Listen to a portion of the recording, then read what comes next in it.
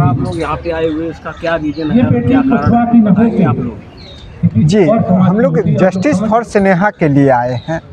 जो देश की बेटी थी, बनारस की बेटी थी, रोहतास की बेटी थी, और उसके साथ जो है बनारस के भेलूपुर थाना के अंदर एक जगह है रामेश्वरम गर्ल्स हॉस्टल। उस बोलो, कोई दिक्कत नहीं। रामेश्वरम गर्ल्स हॉस्टल के अंदर जो है उस 17 साल की लड़की जो जेईई की तैयारी कर रही थी, उसके साथ निर्मम तरीके से हत्या किया गया, उसके साथ रेप का प्रयास किया गया, और उसके बाद उसको मार करके, जो लड़की की हाइट 5 फीट 8.5 इंच था, और उसके बावजूद खिड़की के फंदे से लटकाया गया, यानी पंखे वगैरह से नहीं, खिड़की के फंदे से लटकाया गया है।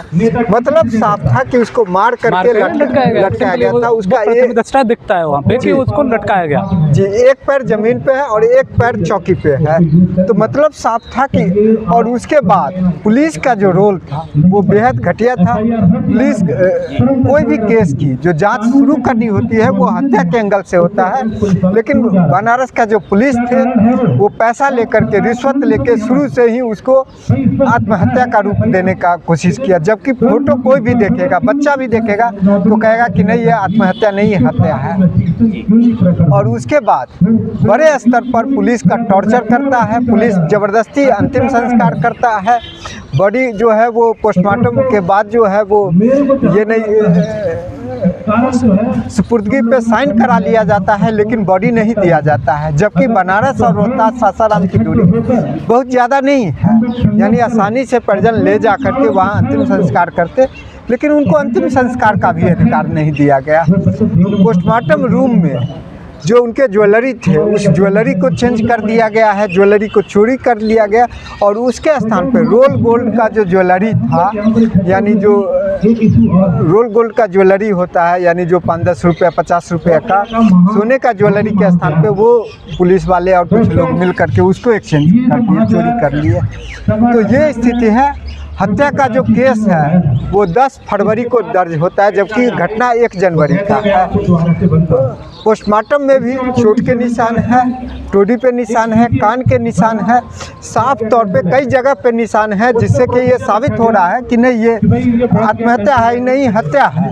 लेकिन उसके बावजूद पुलिस वाले जो हैं वो उस मामले में पूरे तरीके से लापरवाही बरतते हैं, किसी भी तरीके की कार्रवाई करने से बचते हैं। और लास्ट में जब प्रशासन, हम लोगों का प्रोटेस्ट होता है, विरोध होता है, तब जाके गिरफ्तार, यानी ये FIR वगैरह होता है। अभी तक कल बनारस में प्रोटेस्ट था, ADM मुझे कॉल करके बात कर रहे थे, और अभी भी जो है वो किसी भी तरीके की गिरफ्तारी नहीं हुई है, किसी भी तरीके के, चाहे वो रामेश्वरम गर्ल्स हॉस्टल के लोग हैं उनकी गिरफ्तारी नहीं हुई है, चाहे ये जो ज्वेलरी चोरी किए हैं पोस्टमार्टम रूम में उनकी गिरफ्तारी नहीं हुई है, और जो पुलिस ने गुंडागर्दी किया, अंतिम संस्कार ज़बरदस्ती किया, स्नेहा के फादर सुनील जी को जो है वो बड़े स्तर पर टॉर्चर किया, उनको गाली दिया कि ये बिहार नहीं है, हम मार के भगा देंगे, इस तरीके से टॉर्चर किया गया है। तो उसके बावजूद उनको न्याय नहीं मिल रहा है, और ये प्रोटेस्ट इसलिए है कि हमें हर हाल में न्याय लेना है। पूरे देश में आंदोलन हो रहा है और पूरे देश में आंदोलन करेंगे, जगह जगह। यानी 5 तारीख को रोहतास में हुआ था, 8 तारीख कल जो है बनारस में हुआ, आज दिल्ली में हो रहा है। अगर न्याय नहीं मिलता है तो जल्दी ही 1 महीना के अंदर टाइम है, डेडलाइन है। अगर गिरफ्तारी नहीं होती है, पुलिस वाले को सस्पेंड नहीं किया जाता है, उनको जेल में नहीं डाला जाता है, ज्वेलरी चोरी करने वाले को जेल में नहीं डाला जाता है, तो हम लोग बनारस जाम करेंगे।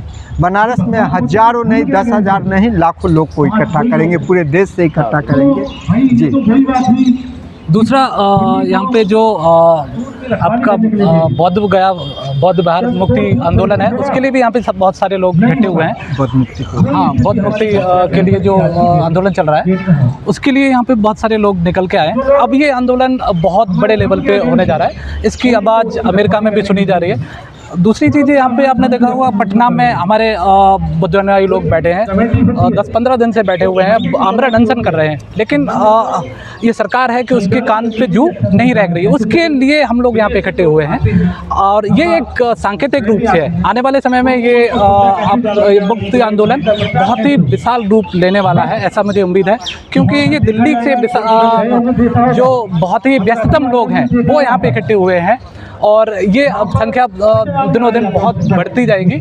इसके लिए मैं सरकार से, उत्तर प्रदेश सरकार से, आपके केंद्र सरकार से और मेनली बिहार सरकार से ये अनुरोध करता हूँ कि जल्दी ही से इसका कोई भी निराकरण निकाले, अन्यथा अक्टूबर में बिहार के चुनाव हैं, उसमें इसकी प्रतिबिंब आपको देखने को मिलेगा। बुद्ध भाई पूरे देश में है, बिहार में उसका जन्म दाता बिहार है। बुद्ध जबकि जो बिहार से स्टार्ट हुआ वहाँ से ये पूरे देश में फैलेगा और इसके लिए सरकार तैयार रहे। धन्यवाद। तो क्या आपको लगता है कि कोई स्थिति बना रखी वहाँ पर? बिल्कुल। आपका कितने दिन का ये हद ये हो गई है कि वहाँ पर देखिए, प्रोटेस्ट की बात करें तो इसके अनिश्चितकालीन है, क्योंकि अभी सरकार ने हमारी कुछ भी इस पर सुनवाई नहीं है, तो ये प्रोटेस्ट आगे कोई डेडलाइन नहीं दे सकते कि डेडलाइन ये आगे बढ़ सकती है। लेकिन उम्मीद है कि जल्दी जिस तरह से लोग घर में निकल रहे हैं, घरों से निकल के सड़कों पे आ रहे हैं, ये बात जल्दी सुनी जाएगी। इतना सम्मान है उनके लिए। और उस जगह को